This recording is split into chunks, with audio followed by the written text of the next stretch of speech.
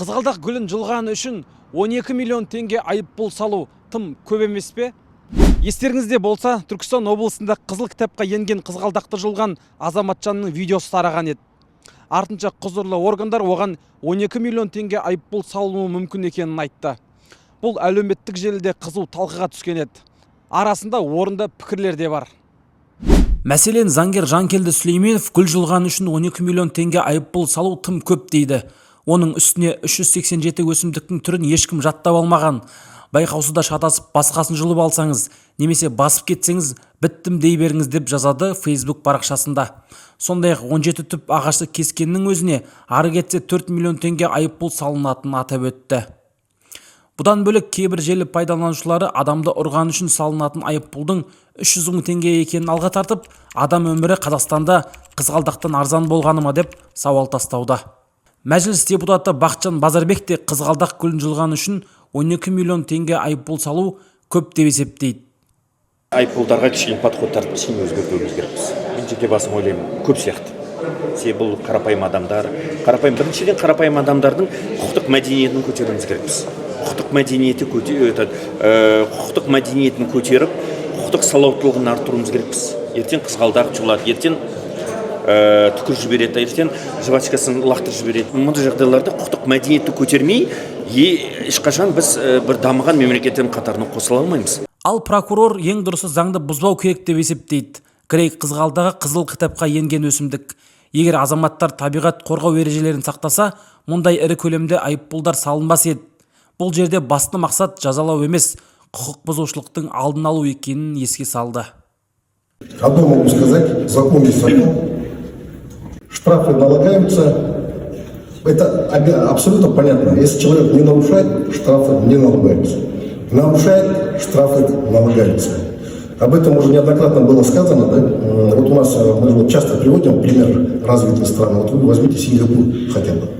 Там просто человек покурил, выкинул окурок. Большой штраф налагается.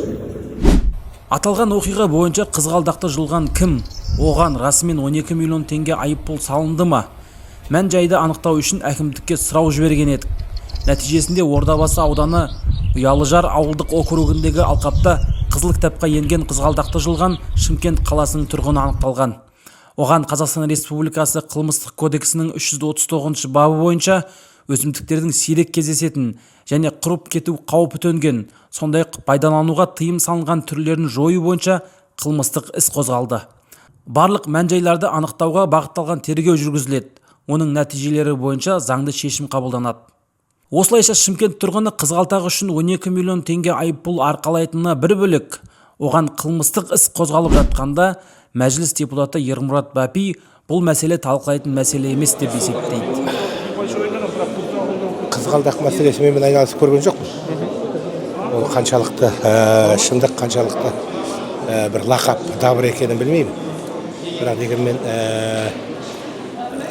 қазір елде салық арқылы бір штраф айып төлеу арқылы бір бюджеттің жыртығын жамау жөніндегі бір тенденция бар. Осы тұрғыда келгендегі дабыра шығар деп ойлаймын. Әйтпесе бұл сондай бір маңыз мән беріп қарайтындай бір мәселе емес. Сізге де мәселе соны бір дабыра қылатын тақырып емес. Елде одан да зор тақырыптар бар. Бір қызғалдақты жұлды екен деп ойлап бүкіл Қазақстанға дабыра қылудың қажеті жоқ деп ойлаймын. Біздің түсірілім тобы аталған оқиға бойынша сауалнама жүргізіліп, халықтың пікірін де сұрап көрді. Қызғалдақ гүлін жұлғаны үшін 12 миллион теңге штраф салу дұрыс па? Дұрыс. Не үшін? Ну, в Красную книгу уже занесено. Қызғалдақ гүлін жұлғанға 12 миллион теңге штраф салу дұрыс па? Дұрыс емес сияқты. Ситуативный сұрақ екен. Мысалы, егер ол біліп отса, қызыл кітапта жатқан. Мен дұрыс емес деген себебім ол құнына байланысты сияқты. 12 миллион тым артық сияқты. Бір гүл үшін 12 миллион. Жарайды, бір 200-100 мың жетеді сияқты. Гүлдің бағасына. Қызғалдақ қызыл кітапқа енген қызғалдақ жұлғанға 12 миллион теңге штраф салады дейді. Дұрыс. Это, получается, единственный экземпляр по всему Казахстану. Зачем его вырвать? Тем более я биолог. Ну, не слишком много. Қанша миллион? 12 миллион. Почему бы и нет? Потому что басқаша адамдар не научатся ценить нашу природу.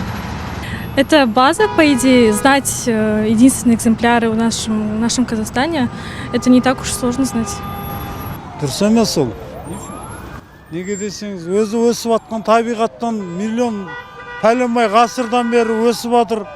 Одан алдында қанша рет жұлды мысалы да. Сонда да шығып жатқан нәрсе ол. Сон жылға.